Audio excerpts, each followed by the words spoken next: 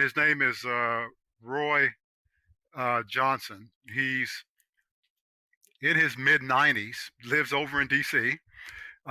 He was, I'll just try to condense this. Sure, absolutely, sir. Okay, he joined the Army right off sharecropper, as a sharecropper. He was pressed into the Korean War as soon as it started.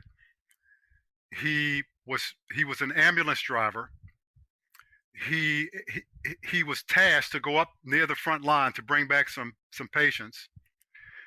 This was early in the morning before the sunlight had come out. He drove up to a checkpoint, which he thought was a checkpoint, happened to be an enemy tank.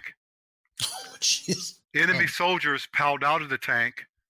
He put his left hand on the Jeep steering wheel, right hand down on the gear shift to get the heck out of there. And they fired at him, took his left hand literally off the steering wheel. He fell off on the ground. Soldiers came over, looked at him, kicked him, fired 3 point-blank rounds at him.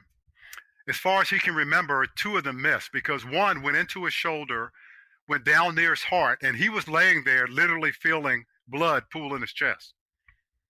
But he laid there silently. They kicked him again. He didn't move, so they left.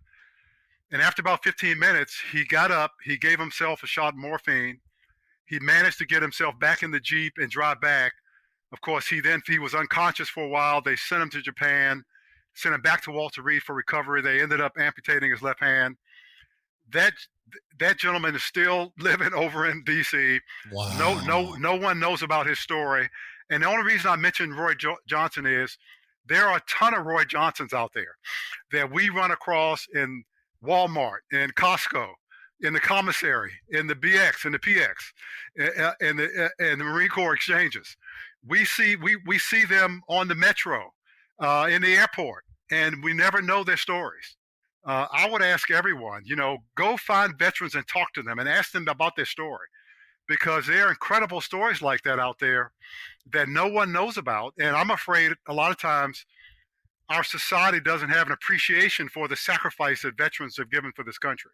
They just sort of take it for granted because we don't talk, and because they won't talk about it. They aren't looking for any credit. But so you have to seek them out.